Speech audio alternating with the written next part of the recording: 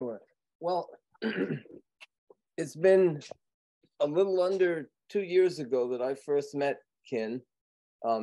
And today is just about exactly the second anniversary of the coup in Burma. And Khin has been very active in the protests and in organizing protests against that coup within the Burmese community here in the San Francisco Bay Area. She was particularly welcoming to people outside of that particular community, myself included, and as far as participating in those protests. And one of the things that she did that I think was really outstanding, as we know, Burma is a really multi-ethnic, multinational country. And Khin organized a unity day to bring together all the different national groupings within Burma and their representatives here in the Bay Area, to bring them all together to protest against the coup. So we're very fortunate to have Khin Thiri Nandar Soe to speak here today. And I don't think that we need any further introduction. I'm very happy to see you here, Khin. And we've been very happy to work with you. Khin, would you like me to give you a 20-minute time signal, or, I mean, you can have 30 minutes, whatever time you need, but would you like me to give you a time check? Sure. If you feel it's too much or too long, okay, please let me know. No, I'm not going to interrupt. I'm very, yeah.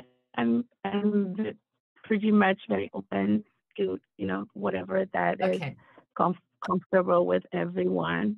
Yes, okay. Burma has such a long history, so I don't want to overwhelm all of you too much as well. But I will definitely share all the important key points and key factors with all of you. Okay. So first, that sounds good. Thank you. All right. Sure. You go ahead. Thank you so much, John, Sharon, and everyone. It's really an honor for me to be here today with all of you and having this opportunity to speak to all of you, who have so much political wisdom and experiences in social justice movement. And I also would like to let you all know that I invited my colleague, Kokokole. He's here, and Go James Shui, because in Burmese we put Ko in front of names as a brother. So they are older generation, 1988 student leader generation. Kokole also took arms to fight back at that time in 1988 against the military regime. Go James has been working very, very hard to fight back this coup, especially in the area of OKC. So I'm very grateful to have two of them to be here. And if you have any questions for them, you are welcome to ask them as well, not just me. So I just would like to let all of you that as a resource. So my name is Khin, and I am from Burma. I come here to the United States when I was 19, when all the universities and schools were closed down because of the uprising. So my whole life, I've been an activist against this military regime. So first off, I would like to give you all the background of, all the things that is happening. I will go back as far as maybe 1988, movement, which is very important for the Burma history. So August 8, 1988 is unforgettable to the Burmese. So we Burmese nearly escaped from under the boot of the military and gained our freedom in the 8888 uprising of the people of Burma after 26 years of military oppressions. So it is the third mass uprising after the initial military coup on March 2nd, 1962, when the military led by General Ne Win seized power. If we understand the history since 1962, we'll get more complete picture of what is going on. Burma was at that time a budding democracy and also one of the richest countries in Asia. The university students resisted with protests, which the military suppressed with extreme force. It's not just now, but then they used the same force to take down the protest. The student union building, I'm so sorry I can't prepare for the slides, but I would like to just show here for some of the visual so that you can see. So here's the student union building in Rangoon, and the Ne Win regime bombed this union building, and the students were in there. And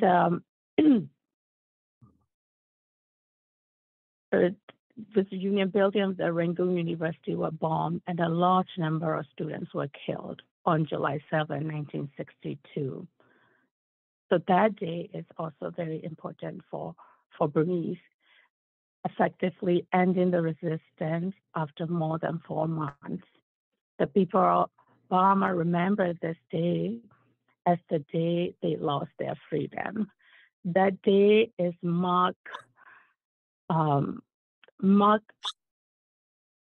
the tradition of regimes using violence against these peaceful protesters. After that 7 July incident, the people in power, the military regime, started to use the violence against the protester as a regular, effective, useful tactic for them. But the economy deteriorated steadily under General Ne Win, though to his credit blended lawlessness, corruption, and atrocities were not readily visible as in the present. He fought successfully against communism, while Korea, Vietnam, Laos, and Cambodia were becoming communist. So the US and the West found no reason to get involved. General Ne Win was very good at playing this international arena in that way. So he figured that he could hold on to power indefinitely if he controlled the livelihood of the people. So he adopted socialism. But the socialism Ne Win adopted is nothing to do with, socialism all of you are practicing right now. Ne Win's socialism is nothing to do with community, nothing to do with community interest, community guidance. He just used the name socialism, nationalized all the businesses, and put all significant employment under government control. So he nationalized all the schools and limited English instruction with the intention of making the people less informed. That's making them easier to brainwash and rule. And the economy declined drastically, and people became increasingly very unhappy. A massive protest broke out in 1974, triggered by the student dissent in the way the funeral U Thant. U Thant is a former Secretary General of the United Nations. He's a Burmese advocate, and he served at the UN 10 years at that time, from 1961 to 1971.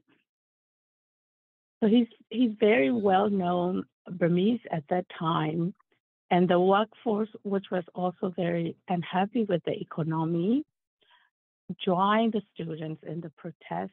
The protests were again crushed with brutality.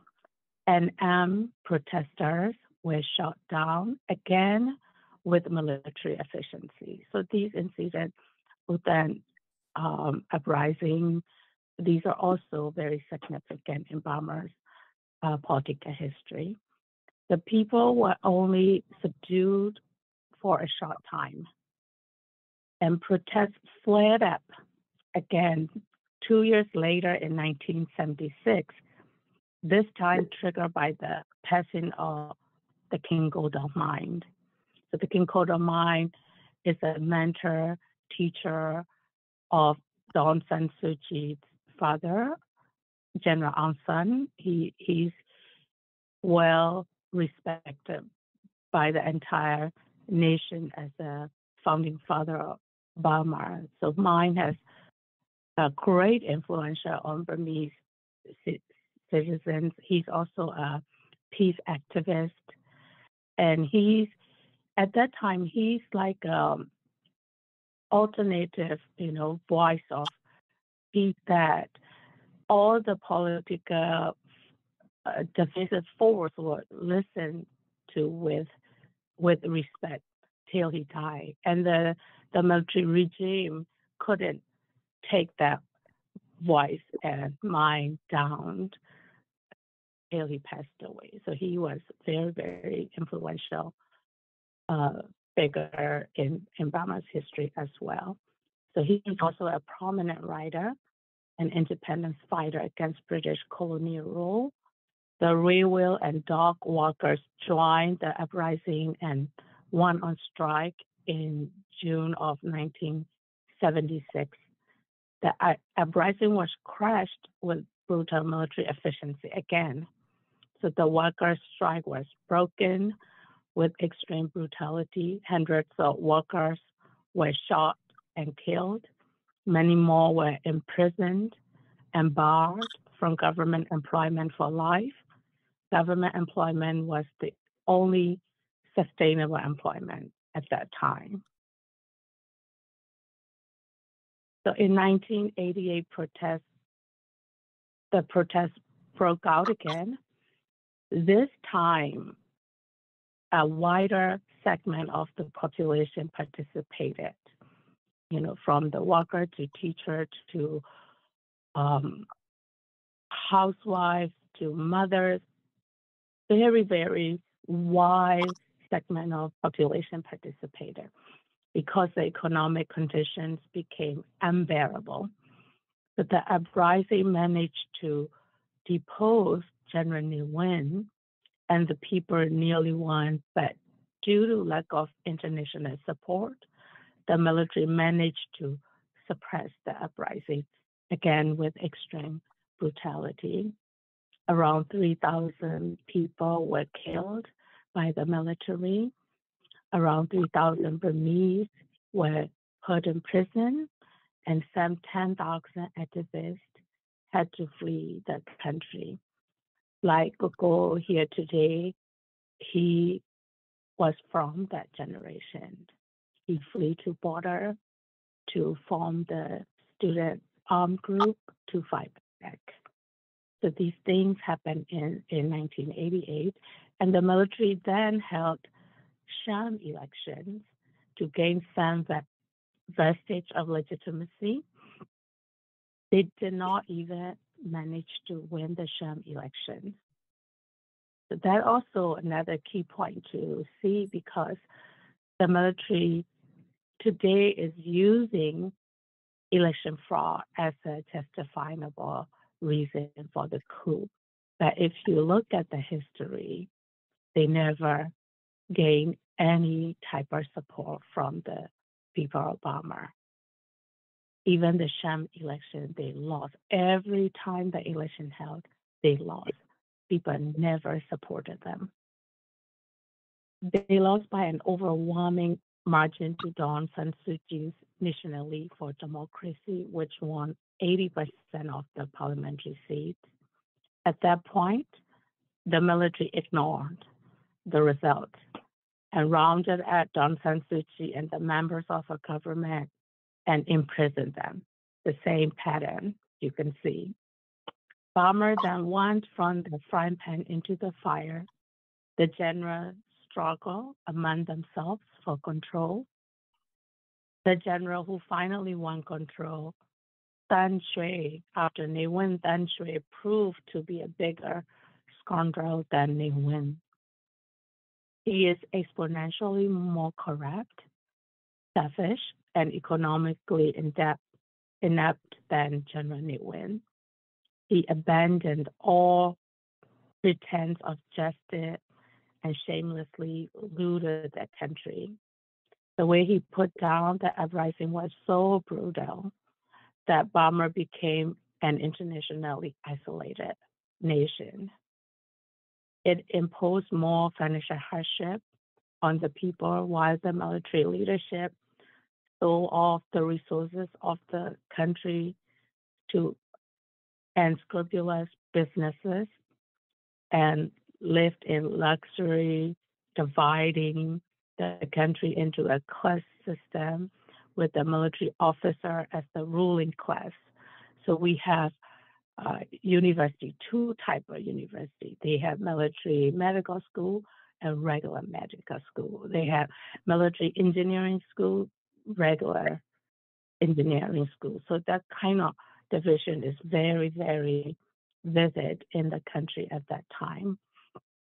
Than Shwe's government closed down all the universities in the cities and dispersed them into small towns in rural areas to prevent students from congregating and forming center of dissent. The quality of education are also significantly degraded on purpose. So the regime is very scared of student population. Every time the revolution sparked, the initiators are students, mostly university students.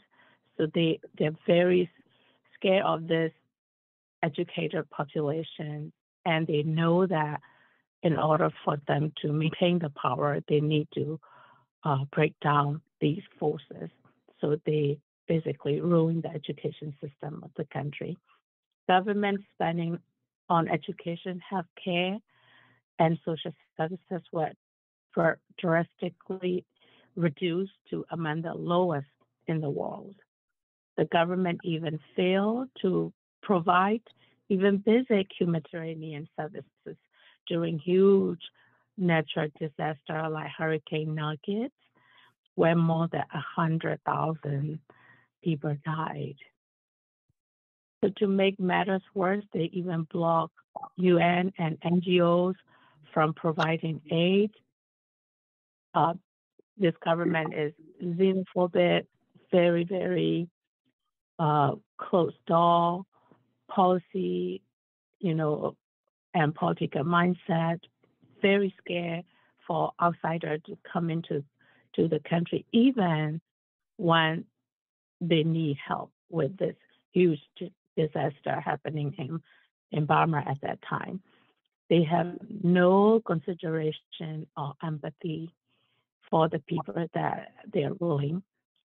Despite the brutal suppression, the people protested again in 1998, yet again in 2007.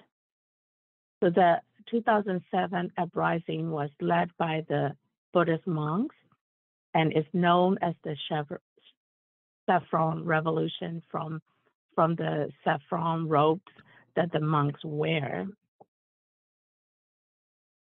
The Burmese majority of the Burmese population are Buddhist. And at that time, people of Burma were thinking, okay, if, like a Philippine movement, if we put the religious leader at front of the protest, like Buddhist monks at front of the protest, these regimes were mostly Buddhist as well, won't kill and, shoot the protester, but they prove everyone wrong. For them, the spirituality, religion, Buddhism, nothing matter but control of power. So the saffron revolution proved that to the world. And the military, which claimed to be the upholder of Buddhist values, to gain sympathy from the majority Burmese ethnic group, who are mostly Buddhist, shot, arrested, and tortured the monks into submission. As the economy approached the brink of collapse due to international isolation, the country was allowed to return to a pseudo-democracy, where the military retained a controlling number of unelected seats in parliament. So they were not elected, but they just took that seat and stay in control. This relieved international pressure a little, but the people fought long and hard to overturn this system under the leadership of Aung San Suu Kyi, like since 1962 till that time. The military was not happy about it and tried plotting to discredit Aung San Suu Kyi by starting the Rohingya crisis. If we remember that beginning of the crisis, one of the military authority started,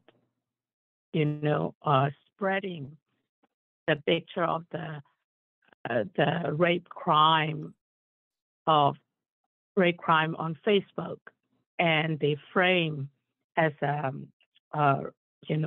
religious kind of conflict. Instead of looking at it as a crime, they will frame these Muslim boys raping the Rakhine Arakan girl. So these type of things, they started that. If I can find the article, I will share with John, and John can maybe share it.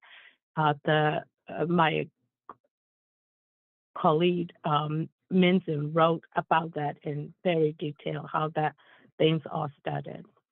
So that's also important fact to know, to understand all this Rohingya crisis and issue, how the military is framing and taking advantages and playing in this. And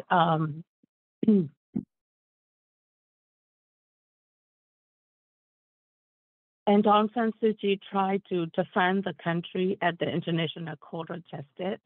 She was vilified for that as having no sympathy for the Rohingya when she was in an impossible situation where she had no control over the military, and she was obliged to defend the country, which she was not fully governing. At that time, military control all the important sectors. They are controlling the border, internal affairs, and also defense. These all important sectors are in military's control. And she and the people were on the brink of success in overturning this impossible constitution in February of 2021. So she is,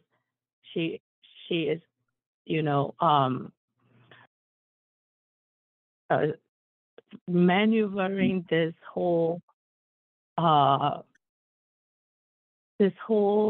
political direction for people to topple this military regime by making moves like that, and a landslide election victory when the military staged a coup claiming election fraud.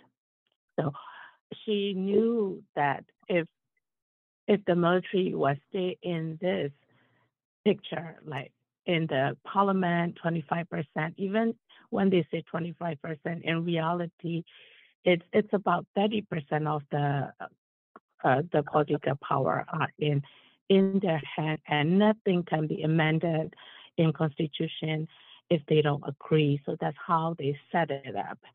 And when Aung San Suu Kyi try with the elections, and they know they will be get rid of eventually, then they staged this coup in 2021. This time, the majority of the population resisted. The military has not gained control after 17 months. The current military leader has proved himself to be much worse than his predecessors. The military has killed 2,000 people at the beginning of that time, and including many children. They have arbitrarily arrested nearly 15,000 people. Right now, the numbers are rising up.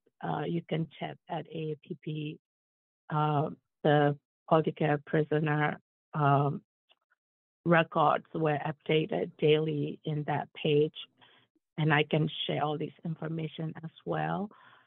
And many prisoners have been tortured, some to death. They have banned whole towns and villages.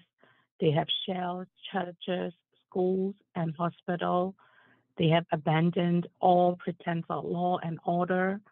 They are committing crimes against humanity by the day to terrorize the people into submission. So the people have been bravely continuing the resistance. The elected officials who are still free form a parallel government called the National Unity Government, NUG. All the different ethnic groups have put aside their differences and are uniting against the military. Even the Rohingya are supporting the NUG. The people have formed a militia called the People Defense Force to protect themselves against the military atrocities.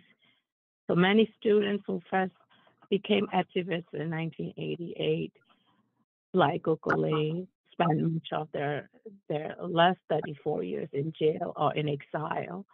Today, they're continuing their democracy and human rights work.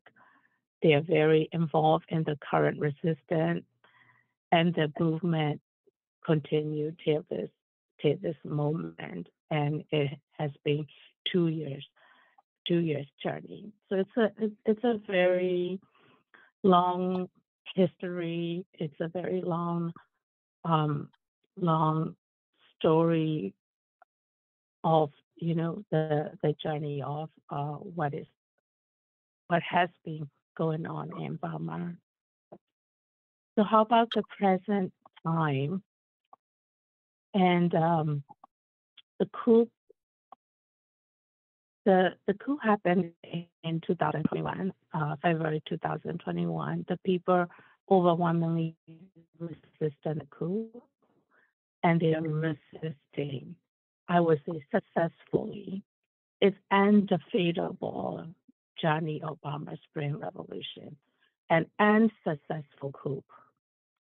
It has been 2 years. The military tried to suppress the resistance with extreme force. The initial resistance was the peaceful street protest, and the military shot the protester in the head.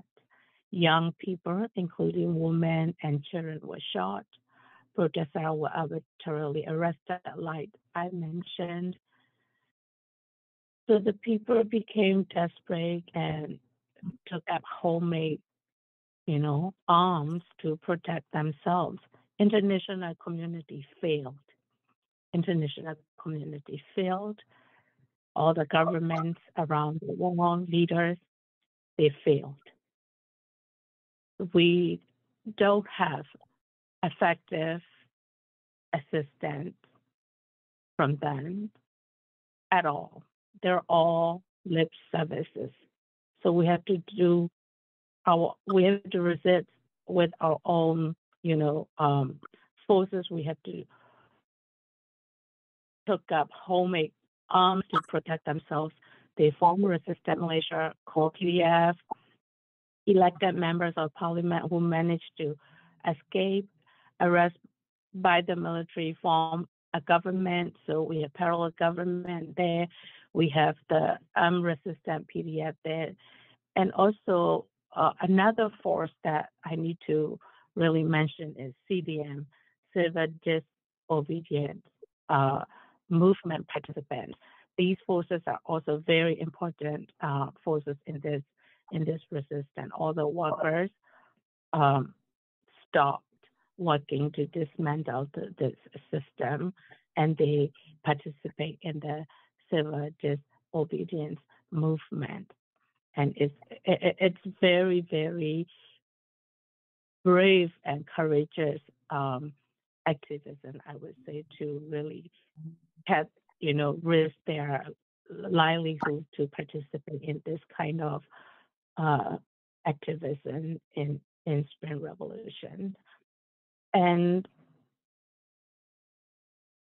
presently, from that situation, after 2 years now, a lot of governments, international governments, started to, they're engaging openly right now with national unity government. Before they didn't recognize NUG, right? They had many reasons, like it required this and that, and not qualifying to be a government and things like that. But they are beginning to engage with NUG at present time, so that I would say the victory of the people movement.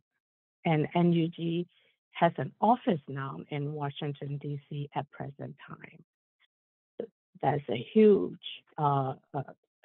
success for people of Burma. The situation inside Burma has gotten worse, though the military is waging war on the civilian to create a humanitarian crisis following the Russian example. I talk about that in, I think, last week, International Solidarity Rally in Oakland, in detail that, this strategy, the military is having that from Russia strategy. So that strategy is a typical Russian military strategy placed in the hunter's mind by Russia. So Russia, when they fight, they does not fight the armed opponent. So Russia fight the civilian population. The weapons that are used to kill the civilian have been provided to Myanmar is by Russia.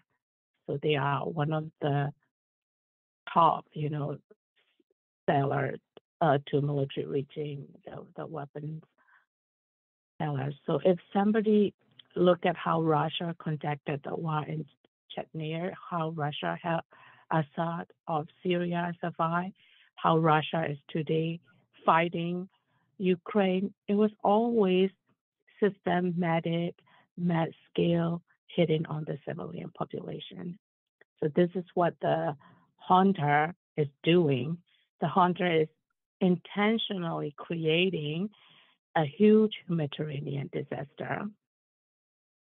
And if we have the map of all the villages they banned, it's almost like the whole entire Burmese map has different shade of red, meaning that they are attacking a civilian, almost every part of Burma. So they are targeting the civilians, mass scale hitting on the civilian population. And this is not a secondary consequence of the war. I would like the international community to know that this is the primary goal of the junta military strategy to create a huge humanitarian burden and a crisis, a real humanitarian crisis. And on the other side of the burden for every single stakeholder in Myanmar who is challenging the junta. So what junta is doing is criminal. So the other side of that strategy is approaching ethnic resistance forces with the carrot of humanitarian aid and saying to them, hey, if you do even a temporary ceasefire with us, with junta, you'll be able to get the humanitarian aid. So we see a very dirty misuse of humanitarian aid for political purpose in order to break the alliance of forces against the junta. And the UN is helping them. So when the international organizations and the government need to know is the humanitarian aid cannot be handled and get through the regime. It is more than like the corruption for their self-interest in taking the money for themselves. It's more than that. They are using that humanitarian aid strategically to take down this movement. To summarize, on the one side, we have a very problematic Russian military strategy, which is targeting the civilian population. And the other side, a very, very dirty game of the humanitarian aid, in which the final purpose is to achieve as many ceasefires to enable humanitarian aid so that the junta can concentrate all of its military power to crush the resistance in the Myanmar heartland of the Sagai and Magway division. These are the divisions that is hit the hardest and the most. So we're struggling at present to make the public more aware of this strategy. We need international assistance, especially from our neighbors, to get around this, but we're getting very little cooperation from our neighbors, especially China, India, and Thailand. This strategy could make the unrest spread throughout the region. And what is the role of governments of the U.S., China, India, and Russia in relation to the coup? For Russia, as I mentioned, this kind of thing is going on, and the U.S. has been, U.S. has been very supportive of the efforts to restore democracy. The U.S. recently adopted legislation called the Burma Act of 2022 in the 2023 National Defense Authorization Act of 2023, where support for NUG, PDFs, and other entities resisting the military is pledged. So the original Burma Act was in the civil law, and then advocates like James Reid, who's here with us today, make great effort to amend that original one to make Burma Act more stronger and effective and more inclusive, and to put it in the defense bill. So if you would like to know more about how this bill is come about and successfully signed into law, James Reid is a very good resource for that. He was deeply involved in leading that advocacy work. So that's also a very positive highlight of the Burma Spring Revolution in terms of international support. For Russia, Russia is openly supporting the military with arms and advice, and the aircraft that the military is using to make the people suffer was provided by Russia. The strategy to wage war on the civilian is a Russian example. And for China and India, they have economic interest. China is more pragmatic and will probably work with whoever comes to power.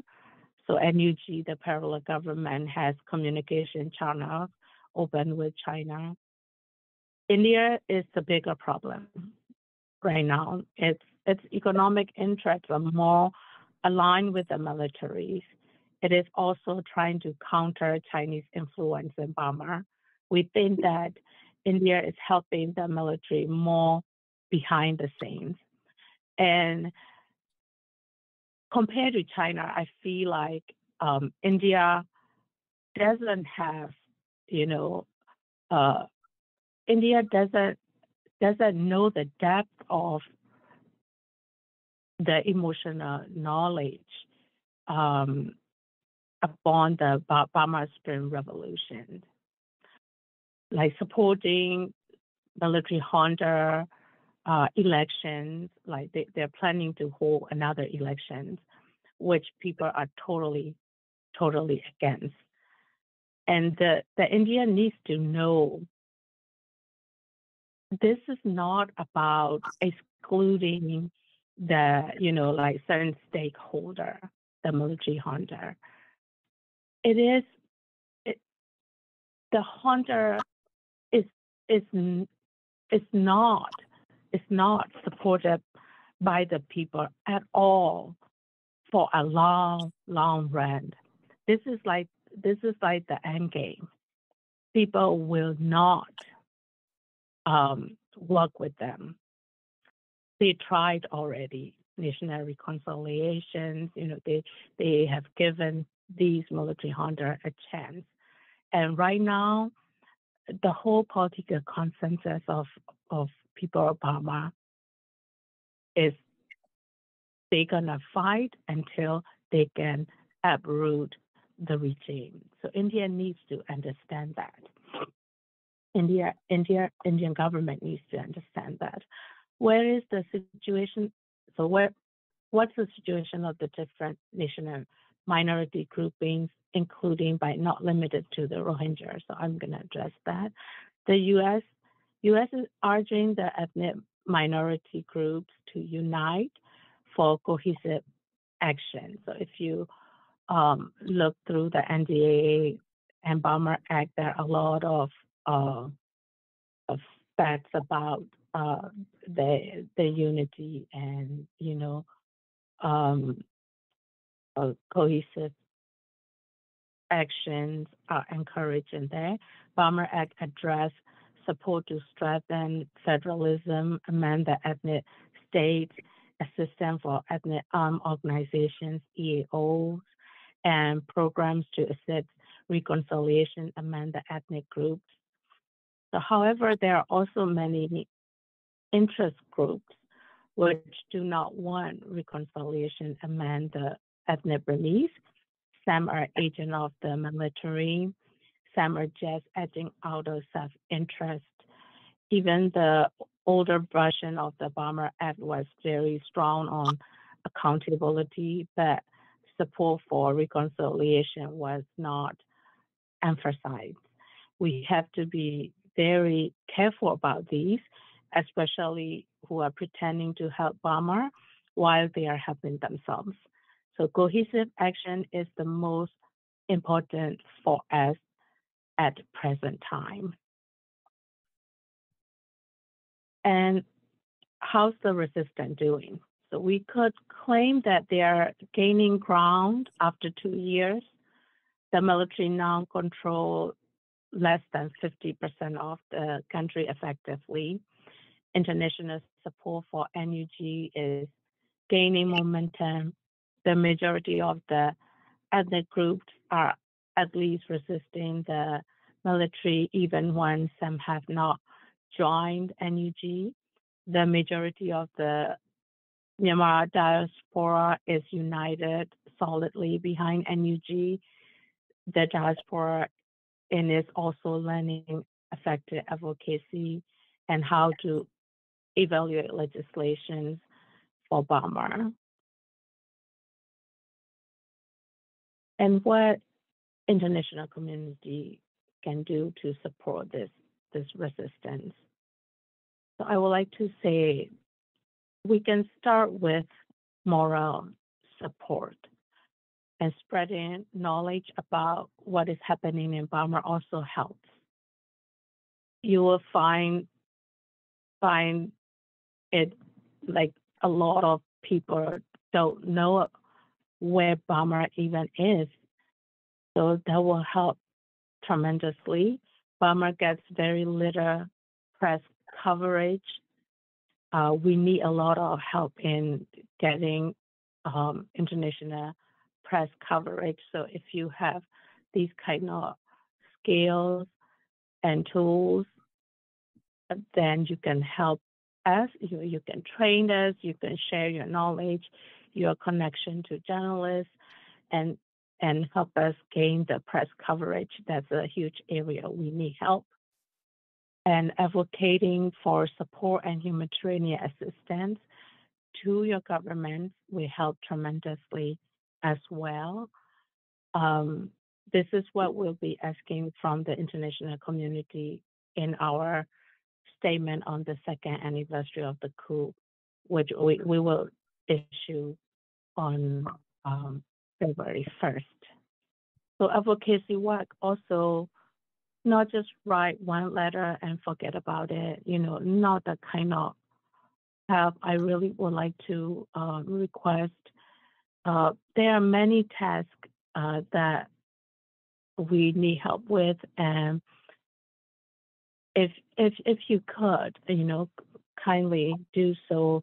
You can pick one task, even one text that you are good at or you're interested in, and if you can stick persistently with the working force together and really get involved and then work on that specific task, to be successful, like a campaign or a project. So that will really help. And this is just like a technical and kind of like a task kind of help. But the bigger picture is when you look at the Burma issue, I would like to request you to look at as a global issue. It is not just like these texts or advocacy or writing your government officials, and it's more than that. I would like all of you who have so much political wisdom and knowledge and experiences in activism and social justice knowledge to really be in charge of running this war, be in charge of working together to solve the global issues persistently, not just Burma issue. All these issues around the world are interconnected, as all of you know. Then we really need to communicate like this, meeting like this every now and then, and strategize and work together. I really believe in grassroots power and international solidarity. And if not us, who will tame these governments, right? And who will really kind of, watch these global governance issues. So I would like you to also consider these when you are helping Burma and Burma as a global issue. And I would like to thank all of you for all the help that has been generously given to us. I would like to give one small example. So this 1988 uprising started with, they killed the Rangoon University student Pomo, and that sparked, and then the huge people uprising happened. And the San Francisco city and county now recognize that day that Pomo passed as a Burma's Human Rights Day and Pomo Day. That kind of recognition with the resolution that has a political weight happened because people like John and Sharon were there out in the cold weather protesting with us, with other alliances from MICTI alliances, from Hong Kong activists and Taiwan activists and Thai activists. We all came together in front of San Francisco City Hall, and we did it together. So these kind of things are all interconnected, and we all need to do this not only for Burma, for Ukraine, for all the countries that need help from all of us, and we need to work together. So I really would like to thank all of you for coming here and giving your time to listen to what I have to say. So I appreciate all of you. And if you have questions, I'm open to it. And also, Coco Lei is here. Coco James Shui is here as a resource as well, if you would like to pick their brains. So thank you. Thank you very much, Khin, for that very comprehensive presentation. Before we start the discussion, just a few things to keep in mind. I would just ask everybody to refrain from putting any comments or questions in the chat, because we'd much rather hear you speak directly to all of us. The chat can be very distracting during the meeting. If you have links, that's fine, to please share links for articles and things in the chat. I don't know if everybody knows how to use the raise your hand function. It is in the menu, usually at the bottom of your screen. But I will be, looking as well. If people raise their hands, that's okay too. We would like to have this meeting end at 10, which gives us an hour and a half. That should be plenty of time for discussion. I think there's going to be plenty to say. So I'm going to try to be very generous with the time, but try to limit your your contribution to 2 to 3 minutes, and we'll go from there. So, all right. Would anybody like to start? There must be. John, are you with us? Are you? John, hello. Yes, okay. I'm here. Yes. Okay. Yes. All right. Yeah. Just so I just want to see do people have questions and comments? Wow. Okay. Linda, go ahead. Yeah. There was a huge demonstration in St. Paul, I think in 2021, or like in the spring or summer, and I remember I helped provide security for it. It was a demonstration by the Karen people. It was just amazing. It was just tons, just a huge crowd, and it was very well organized and very visually, it was very eye-catching. And we were protecting them against. One group we were protecting them against were the fascists in our country that I think they were there to bellyache about the election. They weren't there necessarily to harass the Karen people, but if they'd seen, we figured that if they saw a bunch of people from Southeast Asia demonstrating, they might decide to go after them. But they were just totally swamped by this by this beautiful demonstration. That's all the comment I had. Okay. I've got a question, and it's that I would be very interested to hear from James and Kokole, sort of how do you envision a victory in Burma? I mean, I don't know if we could say that, I mean, I think it's accurate to say that what's happened since the coup is a civil war. And the struggle to get arms, or well, as James said before the meeting started, that the resistance can't get arms. I mean, I don't know where people are, I mean, that's one thing you could talk about is what sort of, I mean, I know people make homemade weapons, I know that, but in terms of actually receiving arms, for instance, so we know that Ukraine has, because the United States has, and NATO has economic interests and political interests in Ukraine, they have been receiving weapons. And without those weapons, they would have been defeated from the get-go. Well, they probably would be defeated. It's also possible that the situation in Ukraine could develop into a civil war if there's some sort of a negotiated settlement that cedes territory to Russia, which is what Russia is hoping for. So there is a lot of lessons to be learned from the Burmese experience in many different ways. So, but my original question was how do you see a victory for the Burmese people, for the NUG?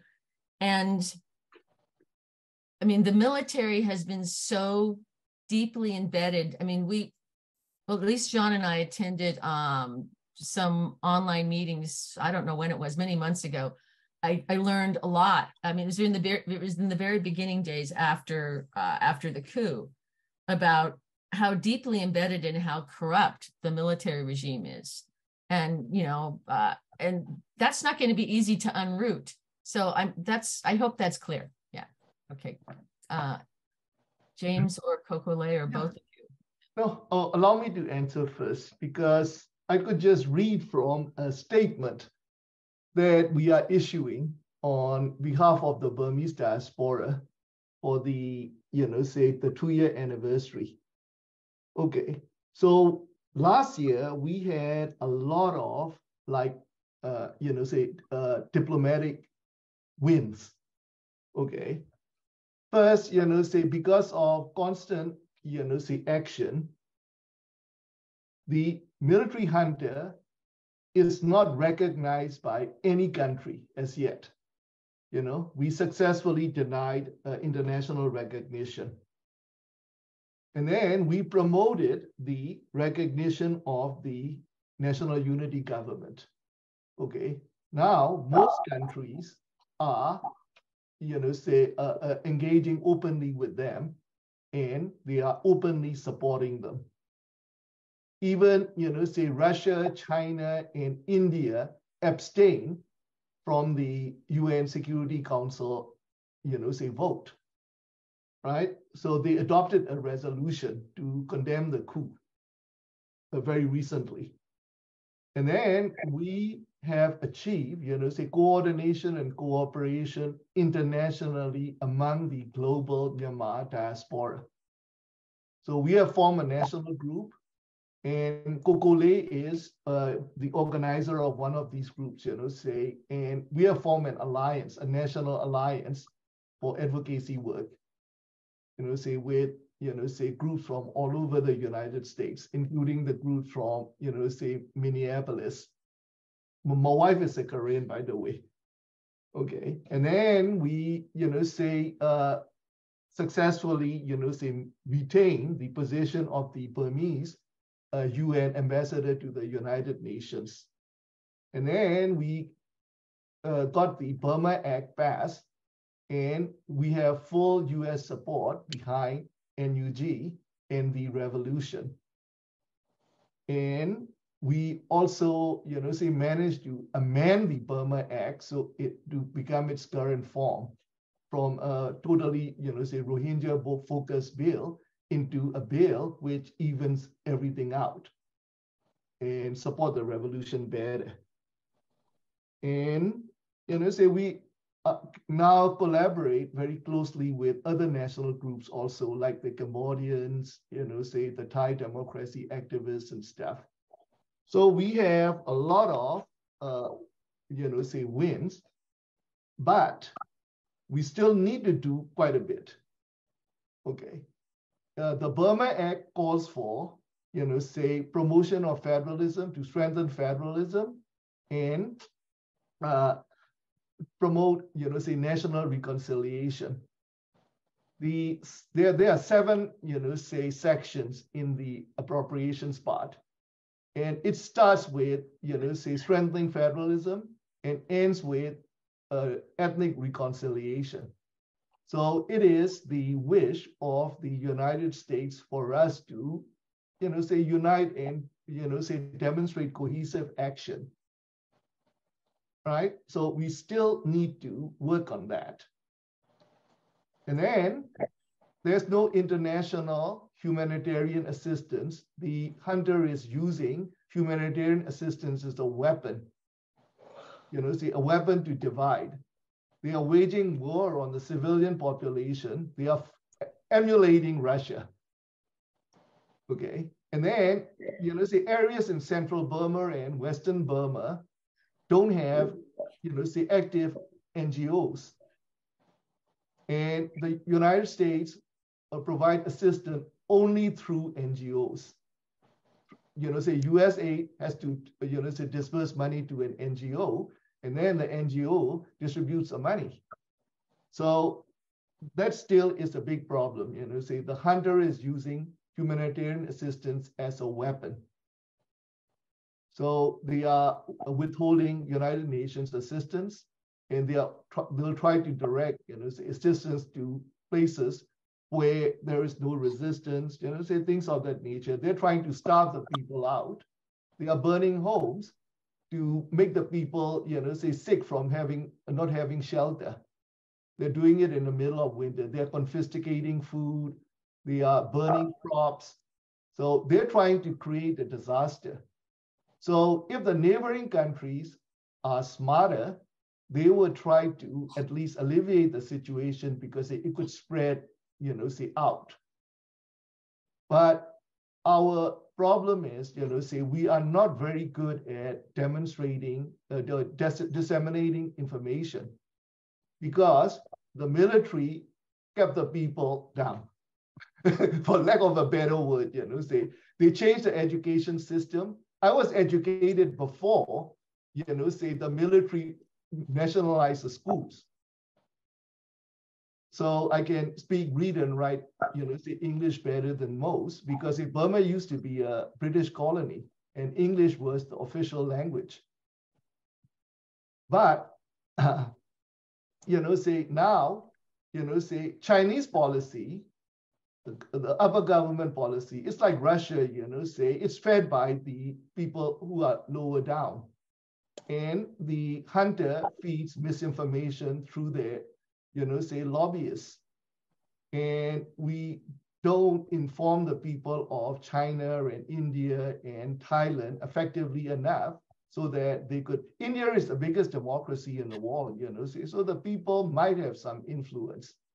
So that's where we are lacking. And then because, say we don't have a lot of money for lobbying, we still can stop the money flow from oil and gas, which is funding the military. And Russia is helping because of money. Say they need dollars.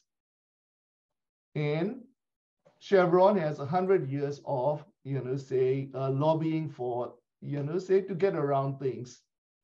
And they are helping, say the oil and gas business is helping the Burmese military. So we are trying, say indirect methods. And I think, say money counts. So the Norwegian Sovereign Fund, which is one of the biggest pension funds in the world, dropped three companies, say Thai PPTEP and India's Bharat and a Chinese company for helping the Burmese military. And that seemed to work because the PPTEP stopped 2 huge projects in Burma right away. And India came out with a press statement saying they'll look into, say, the issue. So we are now trying to, convince the big pension funds here, like the CalPERS and CalStar. They are the two of the biggest pension funds in the world. So we are trying to persuade them to look into, first talk to the companies. We came up with a list of companies from the annual statements, who are involved with the military, directly or indirectly helping the military, and say, hey, talk to them. They don't comply with ESG, and you guys are supposed to only invest in, firms that comply with ESG. We don't want you to divest, okay? We just want you to talk to them about their behavior. So we did that last December. So we're still waiting for a response. So if they don't respond within a reasonable amount of time, we'll go to the press. So does that answer your question? Oh, about the weapons. The Burma Act includes non-lethal assistance, a lot of non-lethal assistance. Because lethal assistance is, usually not very good, politically, right? But if you get any kind of assistance, if you have money, you can go out and buy weapons. Even if, the assistance just pay the salaries, administrative operations, things of that nature, there'll be money to go out and buy arms. Because, we feel that, you need to win at all fronts, Nowadays, wars are not won in the battlefield alone. You need diplomatic victories also. And it's a combination of everything, economics, military, and diplomatic. So thank you. Yeah, thank you. Okay, Simon. Okay, just an apology because I can't have the camera on, and I didn't. I was listening to Khin's presentation, but maybe I might have skipped something because I had to go and forth, back and forth. So if my question was actually part of the presentation, sorry again, just skip it. But I would like to ask about, because I try to, I'm interested in also the Burma issue, but the only language I can read about it is actually English. So I used to read some news sources, English language opposition Burma news sources, which looked like there's quite a lot of armed struggle among the minority ethnic groups. So can you just, it's a question for all the Burmese participants in today's meeting, can you give us a short overview of this ethnic minority, I don't know how to call it, armies, rebel groups? And the second question is linked to the fact that we are at the meeting of the Ukraine Socialist Solidarity Campaign, so with the word Ukraine. Again, a question, if you are aware of any, because it's especially, I think that there is just a few diasporas which are really linked to the Ukrainian question because of the fact that Russia is supporting the military dictatorships or is gaining weapons from that. So it's the Iranian, it's the Eritrean, and it's the Burmese, I would say the three of the most diasporas affected by that fact. And are you aware of any common actions? Because I know of common actions with Iranian communities in Europe. There was action in Athens, for example, with the Ukrainians and Iranians in Berlin. Are you aware of that fact, especially in Europe? I'm from Europe, so if you know anything else, but also US counts for me as well. But I don't know where is the big Burmese community in Europe. I guess London is one of them. I used to know some Burmese people in London when I worked and lived in there. So are you aware of any of this common, let's say, common actions of these diasporas around the world, especially in Europe? And that's my question. So what I'd like to do, just for the cohesiveness of the meetings, is I captured those two questions I'd like to give Ted and John a chance to speak and see if they have any more, if they have other questions. And then Ken or James or Coco Lake could come in at that point. Ted, go ahead. Yeah, I'm not muted. Okay. So thank you, Khin and James, for all the information. I have to confess to being pretty ignorant about Burma and Myanmar, not completely, or at least I was more ignorant before this meeting.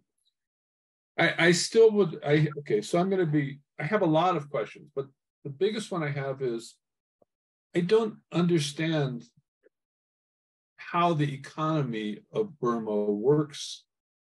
It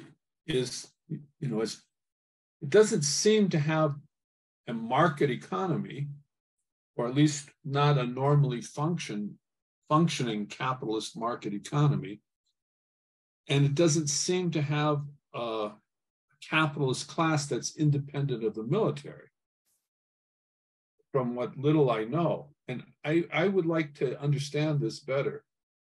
And related to that, what are the economic interests specifically of other countries in Burma? I know the Chevron says it's leaving. So could you speak to those two issues, please? Okay. All right. John. So if I may, I have a couple of comments that I would like to make.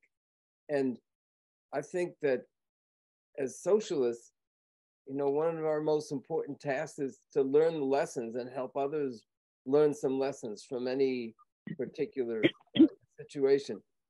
And one point I was going to make is, as far as the military there, and maybe this is in relation to what Ted was raising, from what I understand it, the military tops are actually an important wing of the capitalist class. In that, and this is not altogether different from Iran, from Venezuela, and I think also Syria, in that large sectors of industry are actually, and also of the land, are actually owned by the military. So that gives the military a certain independence. As I said, also, well, in Iran, it's more the Red Guard, but it gives those forces a certain independence that in other countries that they don't really have. And I think one thing for us as socialists and as workers that we have to think about, well, in that situation, how can that be overcome? I do have a question about Aung San Suu Kyi.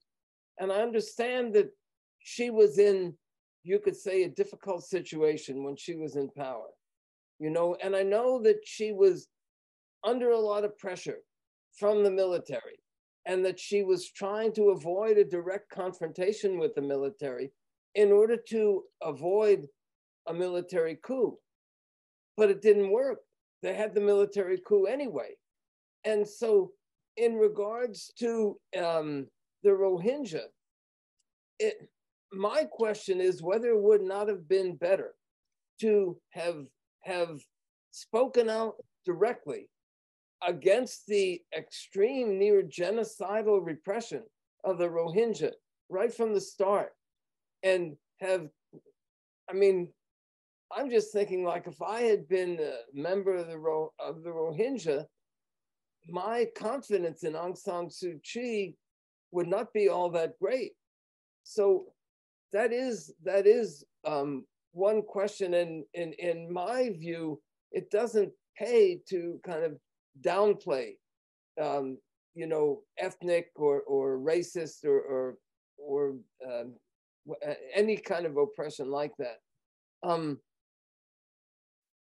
Also, I want to make one comment about the U.S., and I think that they've played the U.S. government, which is a capitalist government, and I think they've played a very duplicitous role as far as Burma, in that they mouth all the right things, but we know that both Chevron from the United States and also Total Oil, which is based in France, they have major economic interests there, and they don't want anything done that would really harm their interests.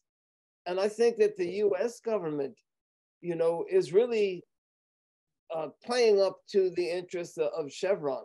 And in a way, that tells us something also about the role of the U.S. as far as Ukraine, in this sense, that yes, we support arms to Ukraine from whatever source, including the U.S. government, because that's the only way they can fight the invasion. But look at what's happened. They have delayed and delayed and delayed every kind of arms that Ukraine really needs. It's only now that they're talking about sending the fighter jets and the tanks that Ukraine needed 6 or 8 months ago. So you can see that you really cannot trust any of these governments.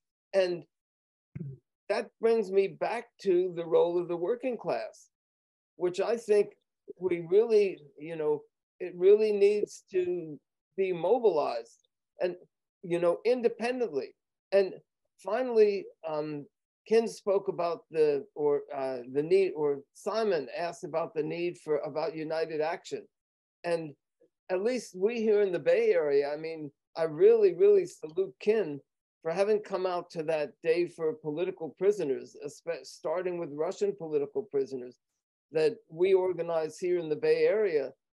And we're really hoping, and maybe our allies, Khin and others in the Burmese community, that they can help. And there's a united day of action later in February around Ukraine. And I think it would be really great if we could get together, you know, people from the Burmese community, people from the Iranian community, and people, you know, elsewhere, to all join together. That would be a first step in developing this kind of united action, because what we're seeing really is a worldwide trend of capitalism towards repression. And this kind of unity in action is absolutely necessary. Okay, that was a lot of questions. Let's have Khin, James, or Coco Lay respond. I'm thinking since Coco Lay has served in student army, and he has a lot of experiences, you know, first-hand experiences with ethnic organizations. Coco Lay, would you be kind enough to take that questions about EAOs? You have to unmute.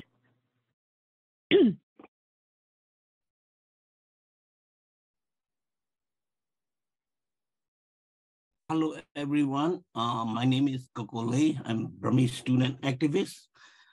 Before I start answering question, I like to invite people who live in San Francisco Bay Area to come and join us on February 21st evening. I will tell you the time later.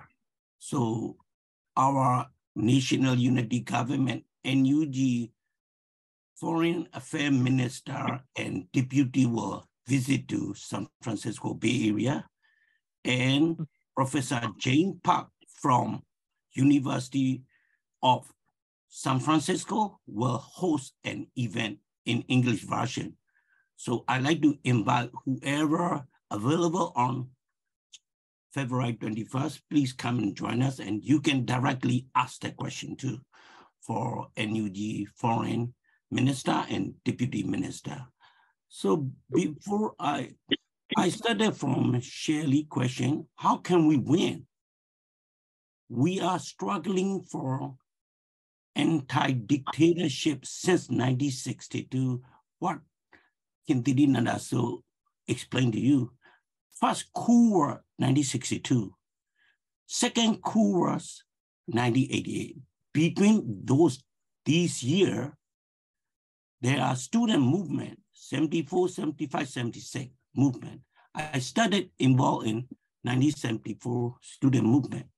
So after military coup, I decided to take up the arm and fight back to Burmese military. I truly believe in armed struggle since 1988. But we didn't finish up in 1988. But now, third time military coup in Burma.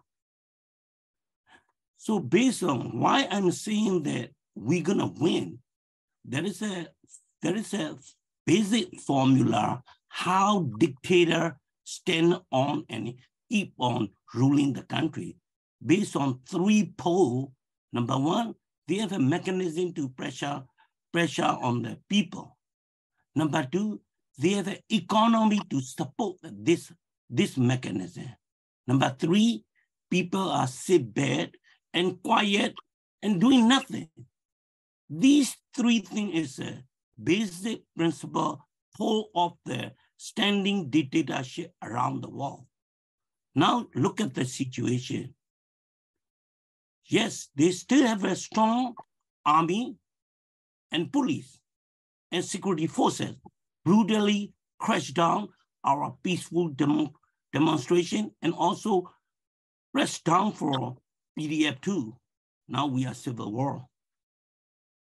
Second thing, people, they already decided in 88, we student activists decided to take up the armed struggle. We did it, form All Burma Student Democratic Front. Now, 2021, people decide to take up the arm. Not only students, people of Burma, young people, many young people took up the arm and they decided to fight back Burmese army, very strong, very brutal Burmese army.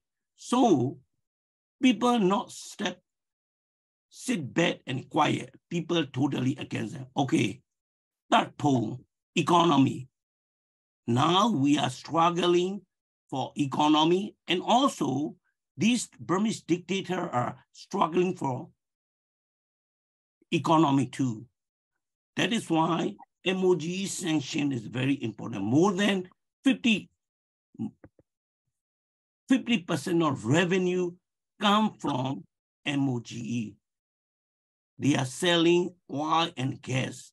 That's why we keep pressure on imposing sanction on Burma, especially for Chevron. Now Total is gone, Chevron is still there. We need to keep up on this sanction. If we win, if we can do that, they have not enough economy to support their military. They can collapse. That is a key thing. So another one is for armed struggle group. Originally, they are ethnic minority group have armed struggle. I think more than 20 groups are struggling and fought back Burmese army. Now, Burman people, middle of the Burma, Sakai and Magway division, these 2 divisions are solid Burman people. Usually, they join the army. Now these divisions join and fought back Burmese army. Definitely we're gonna win, but armed struggle is not the end game plan. We need a diplomatic solution too. Look at the diplomatic solution. NDAA before Burma it was, didn't say anything about nothing in Burma at NUG, NUCC, CRPH, nothing at all. Only humanitarian support, 450 million for humanitarian aid, Eastern border and Western border, especially for Rohingya people since 2017. We try to our best to change, amend that bill. We won. Jamie one of those, and I'm one of those. 13 people drew and we lobby and we did it. Finally, Burma, they, especially for Republican Party, they put in NDAA. They recognize the NUG, NUCC, PDF, CDM. They will support everything except lethal.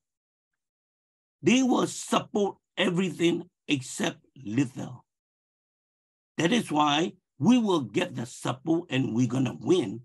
So for economic answer, they have many illegal trade. Actually, Burma is a very, very rich national resources. They are selling oil and gas, and also jade, stone, and China taking advantage of trade, and many other countries too. So US sanction on regular one is not really effective on Burmese economy, but MOGE sanction will be very effective. It will be a part of the end game. Now, what I want to say is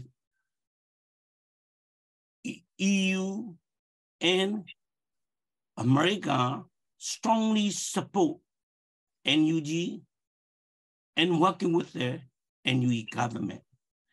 Half of the ASEAN group, like Indonesia, Singapore, and some Malaysia, these countries closely working with EU and US.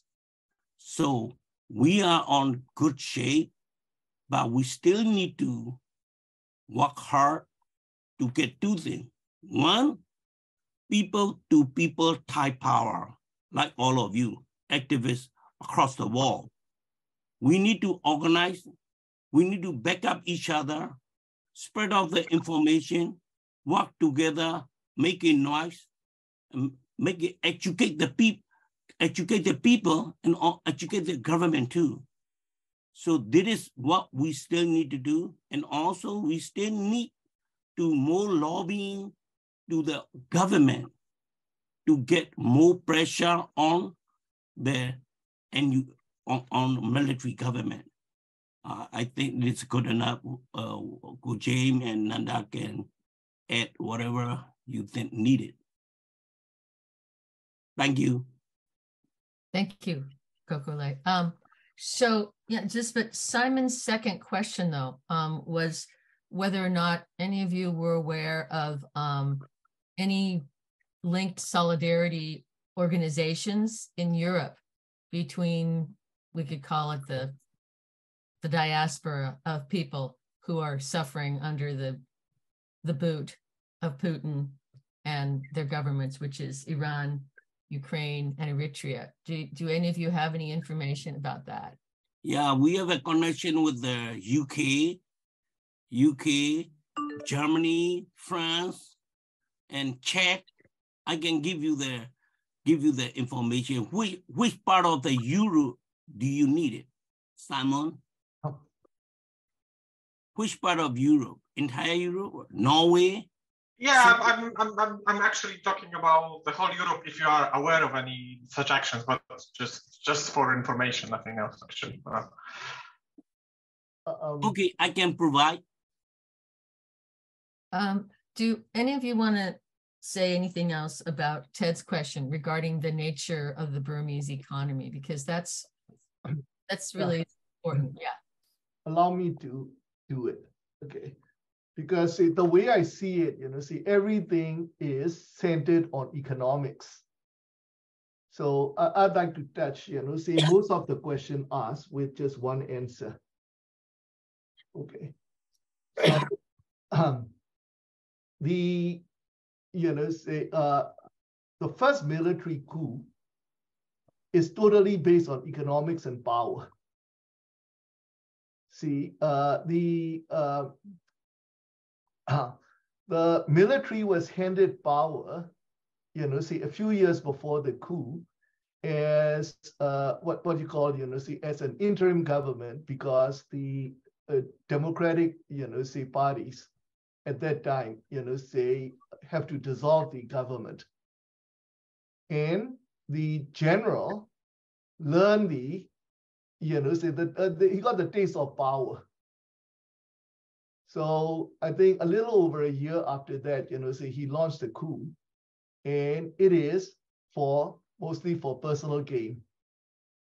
And then his advisors, gave him this piece of, for lack of a better word, I'd say extremely bad advice to go socialist, because at that time, people assumed the name socialist to dissolve an elected government and retain power.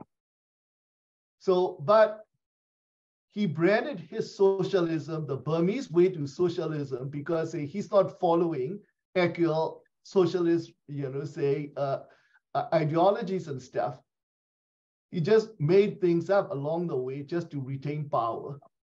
And all he wanted to do was, Burma had a land reform. So, all the land has been redistributed at that time. So the people own the land at that time. There were no landowners anymore. Okay, but the businesses were still private. And his advisors told him, that the dictator, that in order to retain power indefinitely, you have to control the livelihoods of the people. So he nationalized all the businesses in Burma, and the government became the sole, provider of employment. So unless you support the government, there's no upward mobility. So it's all based on economy. And he, maintained the economy that way for 26 years. And of course, all the, management positions are given based on loyalty and not merit. So the economy, was run to the ground. Burma, was one of the richest countries, if not the richest country in Southeast Asia at that time. And in 26 years, it became one of the poorest countries in the world. Okay, so it's all economics. And when the military took power again after the 88 uprising, okay, the general who led the uprising, who eventually won, has third-grade education. And he's, immeasurably corrupt. And he created this crony capitalism system where the military control all the resources, and cronies, market their services and goods and handle all the daily, day-to-day grind for them. And the neighboring countries like China, is the worst, of course, India and Thailand exploited the Burmese economy majorly. Okay. China is the biggest exporter of rare earths in the world, right? Half the rare earths are mined in Burma, and Burma has no environmental laws. You can do anything you want. That's why, the oil and gas companies really like Burma, right? So there's deforestation, all the teak. Burma was, the major teak producer in the world. The Westerners came to Burma, the Portuguese, because of teak to build ships. The Portuguese were in Burma since the 1500s, 1600s. So now Burma has major environmental problem, deforestation, the Chinese want to dam up the Irrawaddy River to sell electricity to China. So the generals are selling everything at discount at crony capitalism. So I think that answers the question of the economy. There's an economy which is totally controlled by the army, for the benefit of the army, and the people don't benefit in any shape or form. You know, say education spending, health spending, it's the, you know, say the smallest in the war, or one of the smallest.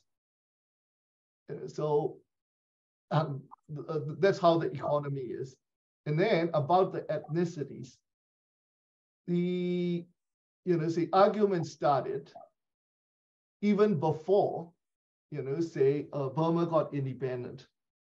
And just my opinion, you know, see, I think the British really didn't want to give independence to Burma, Malaysia, and India. Burma was ruled as part of India till in the 1930s, right? They wanted to still retain control. And I know for a fact, because say, my family, you know, they operated huge businesses in those days. And when we got independent from the British, okay, we couldn't buy insurance and shipping and stuff because the British still want to control the economy. So part of the ethnic uprisings were, you know, say, fanned by the British at that time. And it's all about economics also. You know, see, the ethnic areas have a lot of resources. All the jade that goes to China is mined in the Kachin state. And then Burma has like 135 officially in the books, you know, see, ethnic minorities. But they are like, say, 7 states and 7 divisions. So the divisions are Burmese, and there are 7 states. So even in each ethnic state, you know, see, they are different minorities. So it's difficult to, of course, you know, say, coordinate for people to cooperate. And it's all about resources, who control the resources, and will we get equal share? So that's one of the biggest problems. And lastly, you know, say, Aung San Suu Kyi. Okay, I think, you know, say, her intent was, okay, she was defending the country at ICC. She was not defending the military. Because the ICC is not a criminal court. It's a, you know, say, what do you call it? It's a civil court. So she was defending the country, and she was not, you know, say, freeing the military of blame. Okay, but she's in a hard position because if she wants to help the country, you need political reform, you know, say this 2008 constitution where the military retains 25% of the parliamentary seats. It has to be abolished before you can do, you know, say any significant, you know, say meaningful political change. So she cannot do that if her party loses power. So she needs the votes. And the majority of the votes come from the Burmese areas because the ethnic areas are not totally controlled by the central government. So, you know, say the voting there is kind of scarce. So I think she was playing politics, and she might have made some, you know, say bad decisions. Okay, but that's how, you know, say things came out in the end, and the military didn't try to get along anyway. Okay, so that's all I know. Thank you. Oh, that's a lot. So is there anybody who hasn't spoken that would like to speak, ask a question, anything else? I have one more thing I want to say, but I want to call on others first since I have spoken already.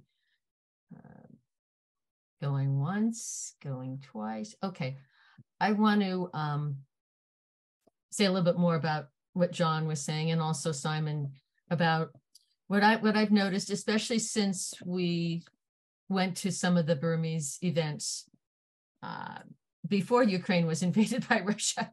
And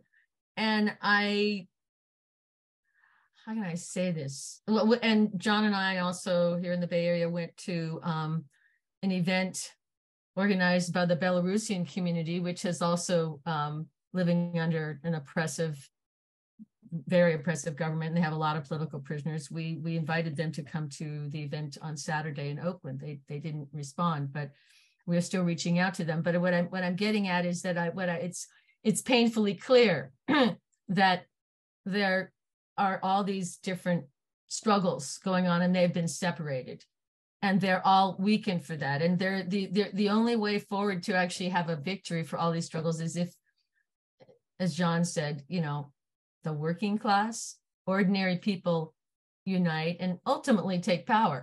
I mean, for real socialism, not the fake socialism, not the brutal socialism of Stalinism or of the junta and things like that. That's what I believe. So, especially in this particular moment where the war in Ukraine is, well, still in the minds of many people paying attention, it is an opportunity to connect all these issues, which is one of the reasons why we were so happy to have this meeting with Khin and James and Kokole. So I see that we've got another hand raised. So John mentioned the event on February 25th in San Francisco, and Kokole mentioned the 21st. There are many things coming up, but I think that if we can all work more closely together and unite these issues in solidarity, that would be a great step forward. So I'm going to try to pronounce Junli. Junli, did I pronounce your name correctly? Chinling, but close enough. Okay. So just on the joining of solidarity point, and just for clarification, I'm part of a couple of Milk Tea Alliance groups, which is how I found this meeting. So really appreciated all the sharing that's gone on. I think there are a number of challenges in building the cross struggle solidarity, and some of that is language. Especially in the UK, a lot of the Burmese groups highlight their events in Burmese. And that makes it hard to draw those together. I think also, especially, we have seen in the UK some solidarity between Ukrainian groups and the Burmese diaspora, but there hasn't necessarily been a recognition that Ukraine armed the junta prior to the invasion of Russia. And that makes it difficult sometimes to bridge that gap. And again, this might just be in the UK, and other diaspora groups may have got further in it. But that understanding and talking about the past relationships and overcoming them becomes really key in that. And I think that is a struggle to unpick some of those things sometimes. That's not to say that there hasn't been solidarity expressed from the Burmese on the ground in the light of the Ukrainian invasion. I know as the Milk Tea Alliance groups, we've put statements out in support from activists from both sides to try and build that. But it takes heart. It's hard sometimes to build through some of these solidarity things, and it does take work. And those person-to-person connections need to be built to make those work. That's all I wanted to say on that one. And again, thank you, Khin. Thank you, James. Thank you, Kokole, for your input today. Welcome. Yeah. Brad, go ahead. Hello, thank you. Yeah, I just wanted to make a brief comment on the point about Ukraine having supplied arms to the Burmese military. Of course, that's almost certainly true, precisely because we had a forum here presented by myself where we went over the military aspects of Ukraine and the Ukrainian-Russian war. And one of the things I pointed out was that Ukraine had a large inheritance from the old Soviet Union in its own military production capacities.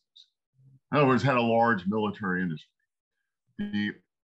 What I'll call the old regime before Maidan, 2014, basically from the 1990s to 2014, used that military industry.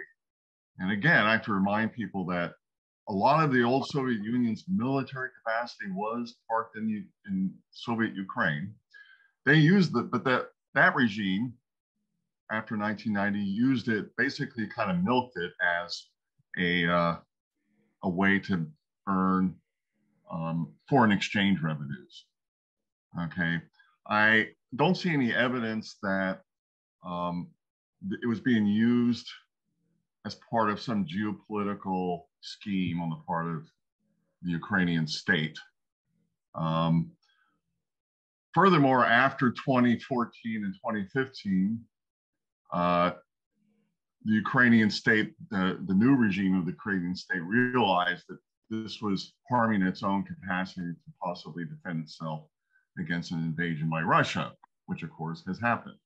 So that I'll leave it at that.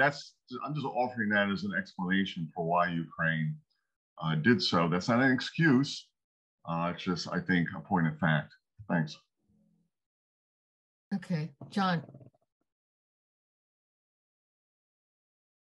Yeah, sorry for talking so much. One thing, I think that we would really be remiss if we didn't pay specific recognition to the role of the working class, and especially of young women of the working class in Burma in the weeks and months after the coup. I mean, there was huge strikes of, especially of young women protesting against the coup there. And, you know, I think that that's really relevant for us as socialists. The other thing I want to say is specifically about unity, that I'll post the link in a minute, but there's going to be a big demonstration recognizing the first anniversary of the invasion of Ukraine. There'll be one in San Jose, and we'll be going there. And I would really, but one problem that we have, you know, like with Burma, with the military in the past having used the name of socialism, it's not entirely different from what has happened in Ukraine, where all those many years of oppression by Russia under the name of socialism, you know, so there is a lot of prejudice against socialism, as opposed to what it really means. And we don't want to hide what we stand for, but there is that prejudice. And I do think that that our comrades there in the Burmese community, that they could play a really important role in helping to bring about unity in action by helping to mobilize it from within their community, and also encourage Iranian people, also the Iranian Americans, to mobilize to support that demonstration there. I think it's in San Jose, as an important first step towards actual unity and action. So I just want to make that point. And I'm going to post the link here to that event. Okay, Simon. Yeah, hello. For those who don't know me, I'm a Venezuelan socialist and a left opposition activist. I wanted to comment on a couple of things that have to do with the political complications of these struggles. In the case of Ukraine, and that it has been pointed out, for example, it's providing arms for the Burmese dictatorship. We can never forget that the Ukrainian regime is led by a right-wing government, anti-worker government, which is Zelensky's government, who has, even in the middle of the war, attacked quite strongly workers' rights, undermining in this way the anti-imperialist and anti-invasion effort. This in no way changes our attitude as internationalists towards rejecting the Russian invasion and supporting the Ukrainian people.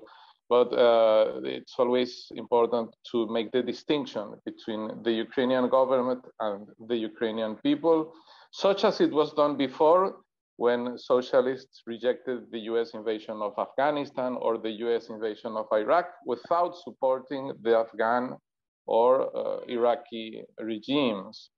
And this, I think, applies to a different degree, of course, but to the case of Burma, because it has been said that perhaps Suu Kyi, her attitude toward the Rohingya genocide was a pragmatic one, or because she was tied up and could not confront the military. But I have the impression that also the nationalistic ideology played a role, because she, her political formation, in fact, had these elements of Bamar nationalist ideology and siding with the majority and nationality, and the one that has historically exercised relations of oppression regarding minorities.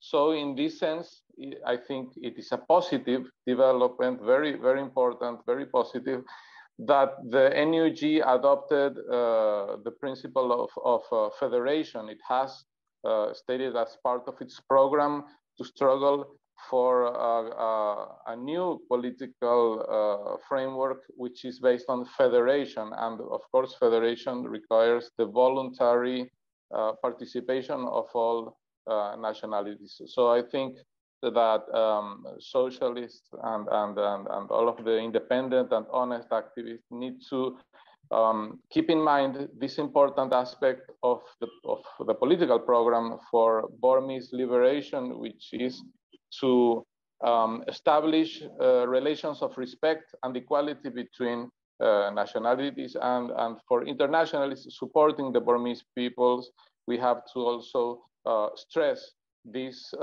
important aspects of the struggle for Burmese liberation. Thank you. Okay, yes, thumbs up to that. Okay, so I don't see any other hands raised. Khin, do you want to make some closing comments? Sure. Thank you so much for all the, fabulous questions and comments.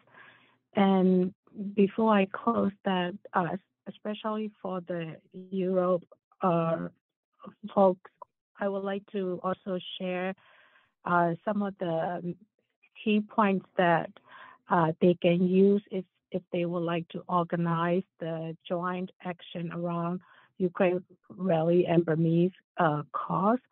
And they can highlight maybe 3 main points to create a joint rally from the Burma side.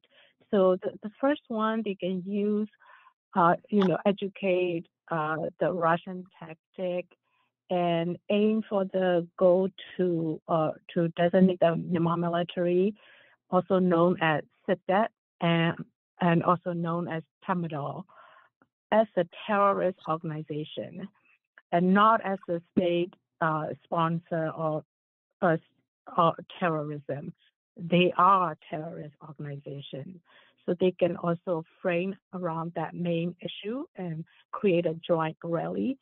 And another great point is the immediately place sanctions or divert the funds from on the main sources of hard currency for the military, the Myanmar Oil and Gas Enterprise, MOGE, and the Myanmar Foreign Trade Bank, MFTB, to cut off the funding for its war machine.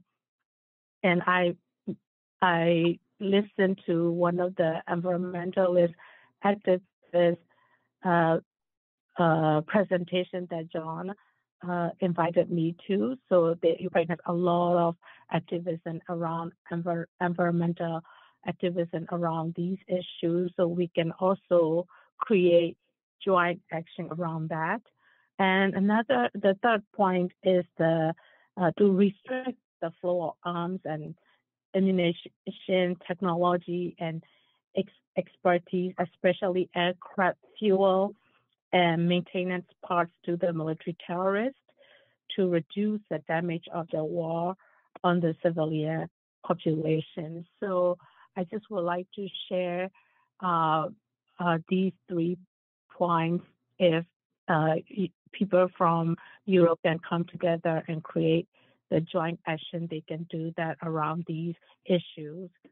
And for the closing remark, I would like to just call for international community to really, focus on whether the Rohingya issues or the political ideology and structural issue that Simon just mentioned. We need to guide and advocate and concentrate and focus around the reconciliation and healing and educating about cultural competency, inclusiveness, and the trauma response. These kind of things need to be in place in order for us to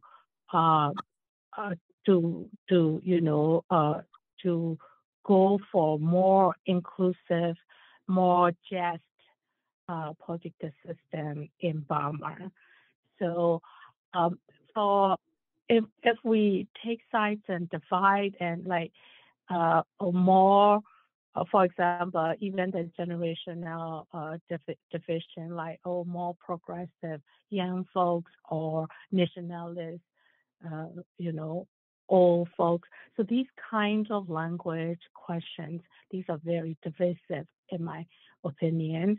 And instead of us putting on focus on these and pointing fingers to each other, we have to shift our focus to really strategize and come up with the effective ways to bring these communities together with accountability and with also a lot of education, a lot of healing around that. And I really would like to call for international community to do that, and because you play a significant role in doing that. And I would like to urge international community to join in and think of as a must. Whatever you're doing, for example, if your work is advocacy work, combine that advocacy work with unity work. If your work is raising funding, then combine that fundraising task with this unity work. So whatever the task that you are doing, if you're grassroots organizing the direct actions, combine that with this unity work in mind. So I just would like to share that with you as a closing remark. And I thank all of you and appreciate deeply to be here today, to listen and to actively participate. And I really hope to work with all of you in the future as well. Thank you so much.